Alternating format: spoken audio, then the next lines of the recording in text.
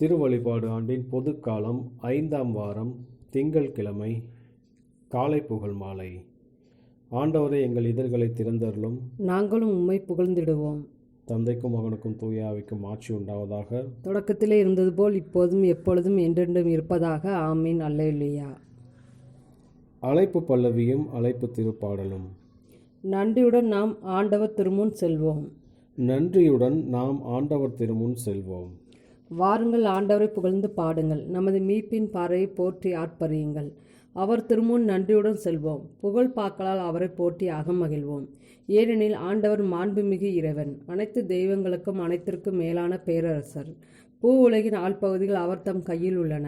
மலைகளின் கொடுமுடிகளும் அவருக்கே உரியன. கடலும் அவருடையது, அவரே அதை படைத்தார். உலர்ந்த தரையும் அவர் கைகளை உருவாக்கின. வாருங்கள், தாழ் பணிந்து அவரை தொழுவோம். நம்மை உருவாக்கி ஆண்டவர் முன் முழந்தாள் இடுவோம். அவரே நம் கடவுள், நாமோ அவரது மேய்ச்சலின் மக்கள். நாம் அவர் பேணி காக்கும் ஆடுகள். இன்று நீங்கள் அவர் குரலுக்கு செவி கொடுத்தால் எத்தனை நலம். அன்று மெரிபாவிலும் பாலை நிலத்தில் மாசாவிலும் செய்தது போல் உங்கள் இதயத்தை கடினப்படுத்தி கொள்ளாதீர்கள். அங்கே உங்கள் மூதாதை என்னை சோதித்தனர். என் செயல்களை கண்டிருந்தும் என்னை சோதித்து பார்த்தனர். 40 ஆண்டளவு என் தலைமுறை எனக்கு வெறுப்பூட்டிதால் நான் உரைத்தது. அவர்கள் உறுதியற்ற உள்ளங்கொண்ட மக்கள், என் வழிகளை அறியாதவர்கள். எனவே நான் சினமுற்று, நான் அளிக்கும் இலைப்பாட்டின் நாட்டிற்குள் நுழைவே மாட்டார்கள் என்று ஆணையிட்டு கூறினேன். தந்தைக்கும் மகனுக்கும் தூய ஆவிக்கும் ஆட்சி உண்டாவதாக. தொடக்கத்தில் இருந்தது போல இப்போதும் எப்போதும் என்றென்றும் இருப்பதாக. ஆமீன். நன்றியுடன் நாம் ஆண்டவர் திருமுன் செல்வோம்.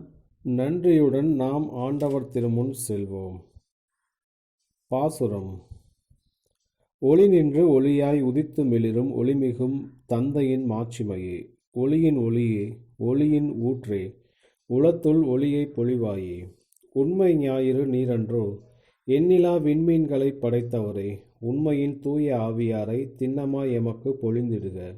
முடிவில்லா மாட்சி உள்ளவராம் திறமிகு அருளின் தந்தையாம் அடிபணிந்தின்று வேண்டிடுவோமே. அடியார் பாவநிலை அகற்றிடவே.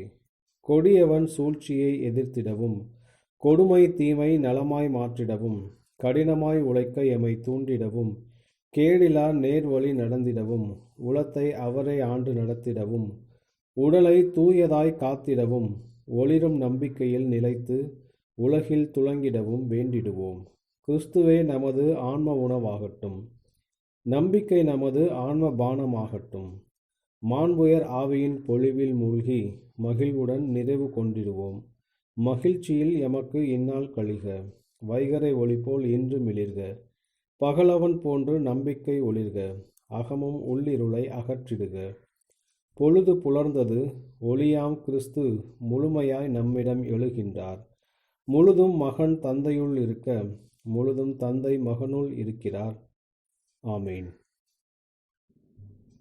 ஆண்டவரே, நான் உம்மை நோக்கியே மன்றாடுகிறேன். விடியற்காலையில் என் குரலை கேட்டருளும். ஆண்டவரே, நான் உம்மை நோக்கியே மன்றாடுகிறேன். விடியற்காலையில் என் குரலை கேட்டருளும். ஆண்டவரே, என் விண்ணப்பத்திற்கு செவிசாய்த்தருளும். என் பெருமூச்சை கவனித்தருளும். என் அரசரே, என் கடவுளே, என் கெஞ்சும் குரலை கேட்டருளும். நான் உம்மை நோக்கியே மன்றாடுகிறேன். ஆண்டவரே, விடியற்காலையில் என் குரலை கேட்டருளும். வைகரையில் உமக்காக நான் வழிமேல் விழி வைத்து காத்திருப்பேன். தீமையைக் கண்டு மகிழும் இறைவன் நீர் அல்லீர். தீயோருக்கு உம் திருமுன் இடமில்லை. ஆணவமிக்கோர் உமது கண்முன் நிற்க மாட்டார். தீங்கிழைக்கும் அனைவரையும் நீர் வெறுக்கின்றீர். பொய் பேசுவோரை நீர் அழித்திடுவீர். கொலை வெறியரையும் வஞ்சகரையும் ஆண்டவர் அருவருக்கின்றார். நானோ உமது மிகுதியான பேரன்பால் உமது இல்லம் சென்றிடுவேன். உம் திரு தூயகத்தை நோக்கி இரையச்சத்துடன் ஆண்டவரை உம்மை பணிந்திடுவேன். ஆண்டவரே, எனக்கு பகைவர் பலர் இருப்பதால் உமது நீதியின் பாதையில் என்னை நடத்தியருளும். உமது செம்மையான வழியை எனக்கு காட்டியருளும். ஏனெனில் அவர்கள் வாயில் உண்மை என்பதே இல்லை. அவர்கள் உள்ளம் அழிவையே உண்டாக்கும். அவர்கள் தொண்டை திறந்த கல்லறையாம். அவர்கள் நாவோ வஞ்சகம் பேசுவனவாம். உம்மிடம் அடைக்கலம் புகுவோர் அனைவரும் மகிழ்வர். என்னாலும் அவர்கள் களித்து ஆர்ப்பரிப்பர். அவர்களை நீர் பாதுகாப்பீர். உமது பெயரில் பற்றுடையோர் உம்மில் அக்களிப்பர். ஏனெனில் ஆண்டவரே, நேர்மையாளருக்கு நீர் ஆசி வழங்குவீர். கருணை என்னும் கேடயத்தால் அவரை சூழ்ந்து காப்பீர். தந்தைக்கும் மகனுக்கும் தூய ஆவிக்கும் மாட்சி உண்டாவதாக. தொடக்கத்தில் இருந்தது போல் இப்போதும் எப்பொழுதும் என்றென்றும் இருப்பதாக. ஆண்டவரே, நான் உம்மை நோக்கியே மன்றாடுகிறேன், விடியற்காலையில் என் குரலை கேட்டருளும். ஆண்டவரே, நான் உம்மை நோக்கியே மன்றாடுகிறேன், விடியற்காலையில் என் குரலை கேட்டருளும். எங்கள் கடவுளாகிய ஆண்டவரே, உமது பெயரின் பேரொளியை நாங்கள் புகழ்கிறோம். எங்கள் கடவுளாகிய ஆண்டவரே, உமது பெயரின் பேரொளியை நாங்கள் புகழ்கிறோம். எங்கள் மூதாதை இஸ்ரேலின் ஆண்டவரே, நீர் என்றென்றும் வாழ்த்த பெறுவீராக. ஆண்டவரே, பெருமையும் வலிமையும் மாட்சியும் வெற்றியும் மேன்மையும் உமக்கே உரியன. ஏனெனில் விண்ணுலகிலும் மண்ணுலகிலும் இருக்கும் அனைத்தும் உம்முடையவை. ஆண்டவரே, ஆட்சியும் உம்முடையதே. நீ யாவருக்கும் தலைவராய் உயர்த்த பெற்றுள்ளீர். செல்வமும் ஆட்சியும் உம்மிடமிருந்தே வருகின்றன. நீரே அனைத்தையும் ஆள்பவர். ஆற்றலும் வலிமையும் உம் கையில் உள்ளன. எவரையும் பெருமைப்படுத்துவதும் வலியவராக்குவதும் உம் கையில் உள்ளன. இப்பொழுது எங்கள் கடவுளை, நாங்கள் உமக்கு நன்றி செலுத்தி உம் மாட்சிமிகு பெயரை போற்றுகிறோம். தந்தைக்கும் மகனுக்கும் தூய ஆவிக்கும் மாட்சி உண்டாவதாக. தொடக்கத்தில் இருந்தது போல இப்போதும் எப்போதும் என்றென்றும் இருப்பதாக. ஆமென். எங்கள் கடவுளாகிய ஆண்டவரே, உமது பெயரின் பேரொளியை நாங்கள் புகழ்கிறோம். எங்கள் கடவுளாகிய ஆண்டவரே, உமது பெயரின் பேரொளியை நாங்கள் புகழ்கிறோம். தூய மாட்சி இலங்கும் ஆண்டவரை வழிபடுங்கள். தூய மாட்சி இலங்கும் ஆண்டவரை வழிபடுங்கள். இறைமைந்தரே, மாட்சியையும் வலிமையையும் ஆண்டவருக்கு உரித்தாக்குங்கள். ஆம், ஆண்டவருக்கே உரித்தாக்குங்கள். ஆண்டவரின் பெயருக்குரிய மாட்சி அவருக்கு உரித்தாகட்டும். தூய புகழொளி இலங்கும் ஆண்டவரை வழிபடுங்கள். ஆண்டவரின் குரல் ஆழி நீரில் மேல் ஒலிக்கின்றது. மாட்சிமிகு இறைவன் முழங்குகின்றார். ஆண்டவர் நீர்த்திரள்களின் மேல் வீற்றிருக்கின்றார். ஆண்டவர் குரல் வலிமை மிக்கது. ஆண்டவரின் குரல் சீர்மை வாய்ந்தது. ஆண்டவரின் குரல் கேதுரு மரங்களை முறிக்கின்றது. ஆண்டவர் லெபனோனின் கேதுரு மரங்களை முறித்தெறிகின்றார். லெபனோனின் மலையை கன்று குட்டி என துள்ள செய்கின்றார். சிரியோன் மலையை காட்டெருமை கன்றென குதிக்க செய்கின்றார். ஆண்டவரின் குரல் மின்னலை தெறிக்க செய்கின்றது. ஆண்டவரின் குரல் பாலை நிலத்தை அதிர செய்கின்றது. ஆண்டவர் காதேசு பாலை நிலத்தை நடுங்க செய்கின்றார். ஆண்டவரின் குரல் கருவாலி மரங்களை முறித்து விடுகின்றது. காடுகளை வெறுமையாக்குகின்றது. அவரது கோவிலில் உள்ள அனைவரும் இறைவனுக்கு மாட்சி என்று ஆர்ப்பரிக்கின்றனர். ஆண்டவர் வெள்ளப்பெருக்கின் மீது வீற்றிருக்கின்றார். ஆண்டவர் என்றென்றும் அரசராக வீற்றிருக்கின்றார். ஆண்டவர் தம் மக்களுக்கு ஆற்றல் அளிப்பாராக. ஆண்டவர் தம் மக்களுக்கு அமைதி அருள்வாராக. ஆண்டவர் தம் மக்களுக்கு ஆசி வழங்குவாராக. தந்தைக்கும் மகனுக்கும் தூய ஆவிக்கும் மாட்சி உண்டாவதாக. தொடக்கத்தில் இருந்தது போல் இப்போதும் எப்பொழுதும் என்றென்றும் இருப்பதாக. ஆமென். தூய மாட்சி இலங்கும் ஆண்டவரை வழிபடுங்கள். தூய மாட்சி இலங்கும் ஆண்டவரை வழிபடுங்கள். தெசலோனிக்கருக்கு எழுதிய 2ஆம் திருமுகத்திலிருந்து வாசகம். உழைக்க மனமில்லாத எவரும் உண்ணலாகாது என்று நாங்கள் உங்களிடையே இருந்தபோதே உங்களுக்கு கட்டளை கொடுத்திருந்தோம். உங்களுள் சிலர் எந்த வேலையும் செய்யாமல் சோம்பேறிகளாக சுற்றித் திரிந்து பிறர் வேலையில் தலையிடுவதாக கேள்விப்படுகிறோம். இத்தகையோர் ஒழுங்காக தங்கள் வேலையை செய்து தாங்கள் உண்ணும் உணவுக்காக உழைக்க வேண்டும் என ஆண்டவர் இயேசு கிறிஸ்துவின் பெயரால் கட்டளையிட்டு அறிவுறுத்துகிறோம். சகோதர சகோதரிகளை, நன்மை செய்வதில் நீங்கள் மனம் தளர வேண்டாம். ஆண்டவரின் அருள்வாக்கு. இறைவா, உமக்கு நன்றி. ஆண்டவர் என்றென்றும் வாழ்த்தப்படுவாராக. ஆண்டவர் என்றென்றும் வாழ்த்தப்படுவாராக. வியப்புக்குரிய செயல்களை செய்தவர் அவரே. ஆண்டவர் என்றென்றும் வாழ்த்தப்படுவாராக. தந்தைக்கும் மகனுக்கும் தூய ஆவிக்கும் மாட்சி உண்டாவதாக. ஆண்டவர் என்றென்றும் வாழ்த்தப்படுவாராக. முதல் வாசகம். கலாத்தியருக்கு எழுதிய திருமுகத்திலிருந்து வாசகம். நான் யூத நெறியை பின்பற்றி வந்த காலத்தில் எவ்வாறு நடந்து கொண்டேன் என்பது பற்றி நீங்கள் கேள்விப்பட்டிருப்பீர்கள். கடவுளின் திருச்சபையை மிக கொடுமையாக துன்புறுத்தி ஒழிக்க முயன்றேன். மூதாதையர் மரபுகளில் ஆர்வம் மிக்கவனாய் என் இனத்தவருள் என் வயதினர் பலரை விட யூத நெறியில் சிறந்து விளங்கினேன். ஆனால் தாயின் வயிற்றில் இருந்தபோதே என்னை தமக்கென ஒதுக்கி வைத்து தமது அருளால் என்னை அழைத்த கடவுள் தம் மகனை பற்றிய நற்செய்தியை பிற இனத்தவருக்கு நான் அறிவிக்குமாறு அவரை எனக்கு வெளிப்படுத்த திருவுளம் கொண்டார். அப்போது நான் எந்த மனிதரிடமும் போய் கலந்து பேசவில்லை. எனக்கு முன் திருத்தூதர்களாய் இருந்தவர்களைக் காண எருசலேமுக்கு போகவும் இல்லை. ஆனால் உடனே அரேபியாவுக்கு சென்றேன். அங்கிருந்து தமஸ்க் நகருக்கு திரும்பினேன். 3 ஆண்டுகளுக்கு பிறகுதான் கேபாவை பார்த்து பேச எருசலேமுக்கு போனேன். அங்கே 15 நாள் அவரோடு தங்கியிருந்தேன். ஆண்டவரின் சகோதரனான யாக்கோப்பை தவிர திருத்தூதர்கள் எவரையும் நான் போய் பார்க்கவில்லை. நான் உங்களுக்கு எழுதுவதில் பொய் ஒன்றுமில்லை. இதற்கு கடவுளே சாட்சி. பிறகு நான் சிலிசிய பகுதிகளுக்கு சென்றேன். ஆயினும் யூத நாட்டிலிருந்த கிறிஸ்துவ சபைகளுக்கு அதுவரை அறிமுகம் ஆகாமலேயே இருந்தேன்.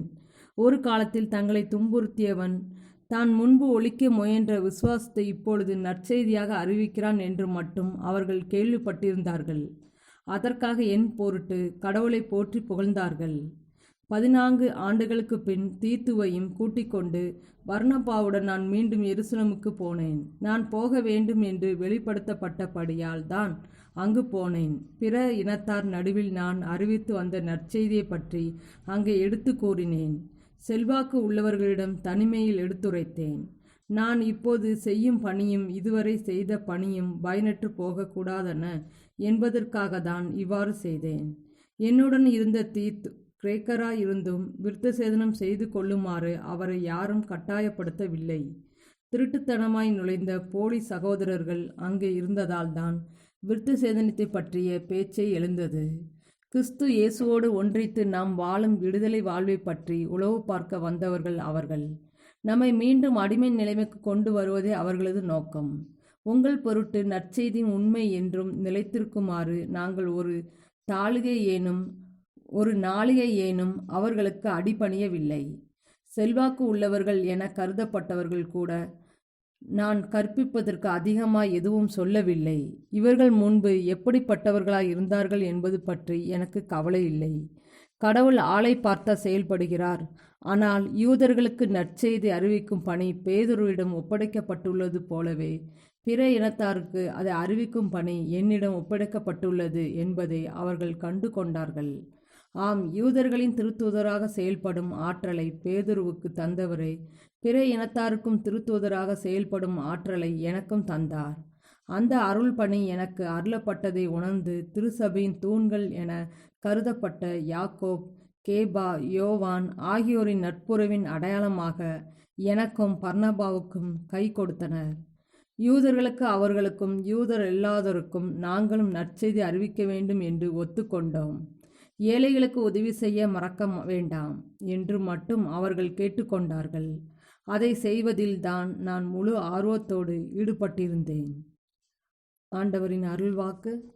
இறைவனுக்கு நன்றி. 2ஆம் வாசகம். ஆயரான புனித பொனவென்ச்சர் ஆற்றிய சிறிய உரை. இயேசு கிறிஸ்துவை அறிந்தவன் புனித மறைநூல் அனைத்தையும் புரிந்து கொள்வான். புனித மறைநூலின் ஊற்று மனித ஆராய்ச்சி என்று, மாறாக இறை வெளிப்பாடே. இந்த வெளிப்பாடு வையகம் மற்றும் வானகத்தினின்று தோன்றும் தந்தை நிலை என்னும் முழு கருத்தாகிய ஒளியின் தந்தையிடமிருந்தே வருகின்றது. அவரிடமிருந்து அவர் மகனாகிய இயேசு கிறிஸ்துவின் வழியாக தூய ஆவி நம்மில் நுழைகின்றார்.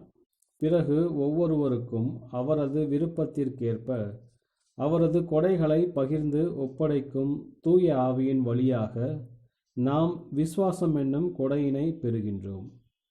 விசுவாசத்தின் வழியாகவே கிறிஸ்து நம் இதயங்களில் வாழ்கின்றார். எனவே நாம் கிறிஸ்துவை அறிந்து கொள்கின்றோம்.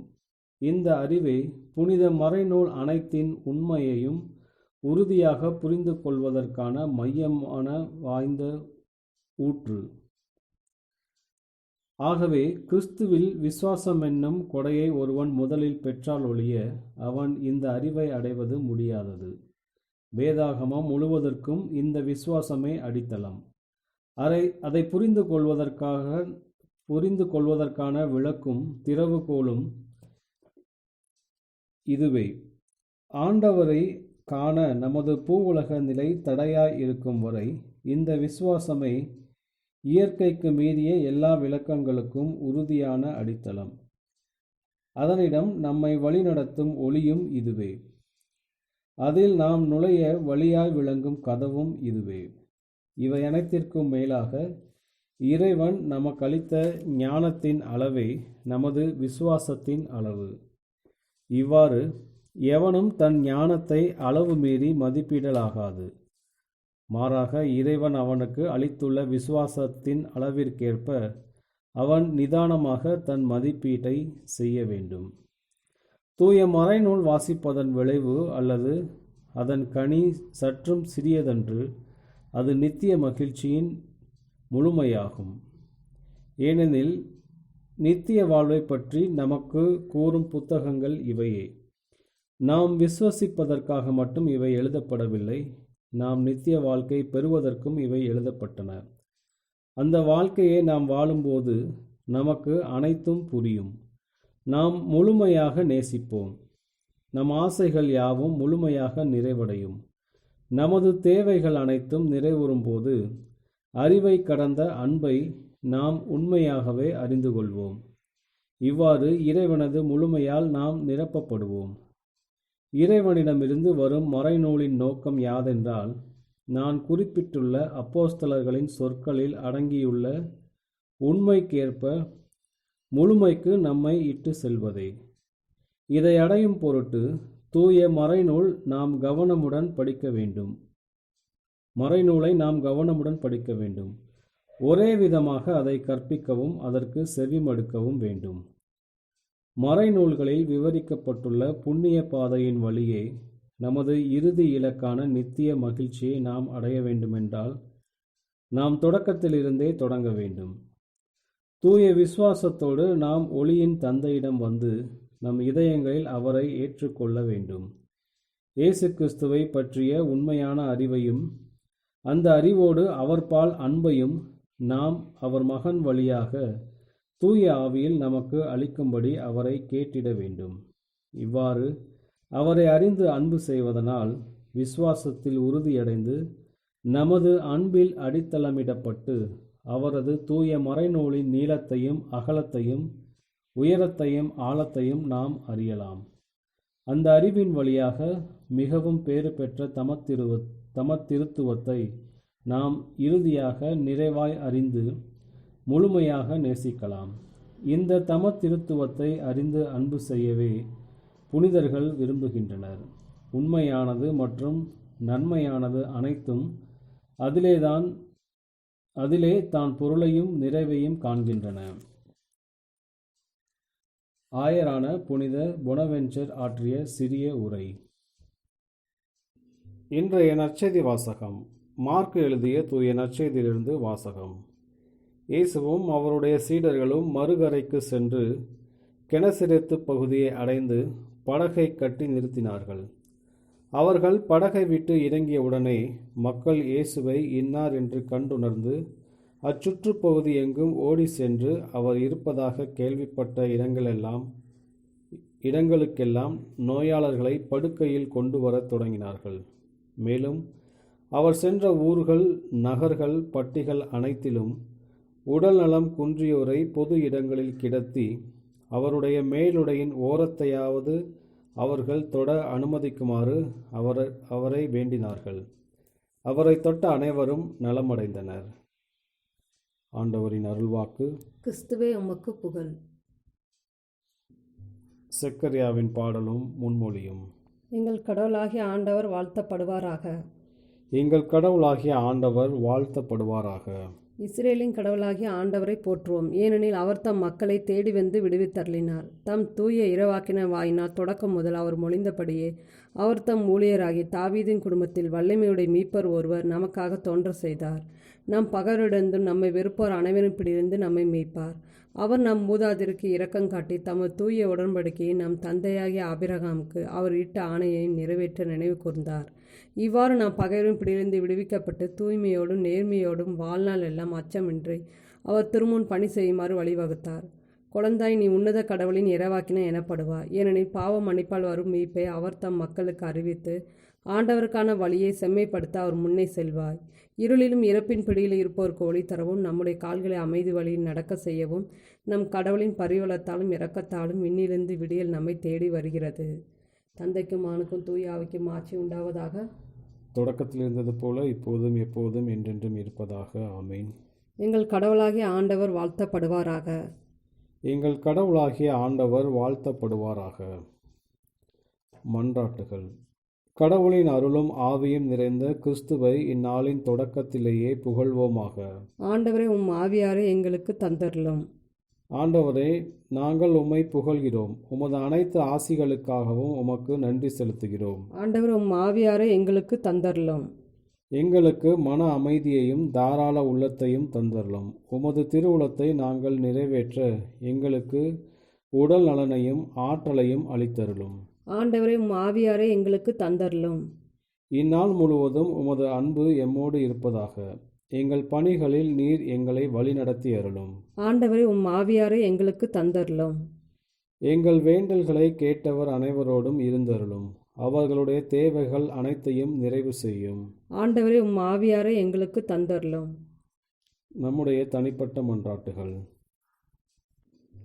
ஆண்டவரின் இறைவேண்டல். விண்ணுலகில் இருக்கிற எங்கள் தந்தையே, உமது பெயர் தூயது என போற்றப்படுக. உமது ஆட்சி வருக. உமது திருவுளம் விண்ணுலகில் நிறைவேறுவது போல மண்ணுலகிலும் நிறைவேறுக. எங்கள் அன்றாட உணவை இன்று எங்களுக்கு தாரும். எங்களுக்கு எதிராக குற்றம் செய்வோரை நாங்கள் மன்னிப்பது போல எங்கள் குற்றங்களை மன்னியும். எங்களை சோதனைக்கு உட்படுத்தாதையும் தீமையிலிருந்து எங்களை விடுவித்தருளும். கிறிஸ்துவின் சமாதானம் உம் ஆன்மாவோடு இருப்பதாக. இறுதி மன்றாட்டு. ஆண்டவரே, எங்கள் சொல் செயல் அனைத்திற்கும் நீரே தொடக்கமும் முடிவுமாக இருப்பீராக. உமது அருளால் எம் செயல்களை தூண்டி உமது ஆற்றல் மிக்க துணையால் அவற்றை முழுமை பெற செய்வீராக. உம்மோடு தூய ஆவியின் ஒன்றிப்பில் இறைவனாய் என்றென்றும் வாழ்ந்து ஆட்சி செய்கின்ற எங்கள் ஆண்டவரும் உமது திருமகனுமாகிய இயேசு கிறிஸ்து வழியாக உம்மை மன்றாடுகிறோம். ஆமீன். ஆண்டவர் நம்மை ஆசீர்வதித்து தீமைகள் அனைத்திலிருந்து பாதுகாத்து நிலை வாழ்வுக்கு அழைத்துச் செல்வாராக. ஆமீன்.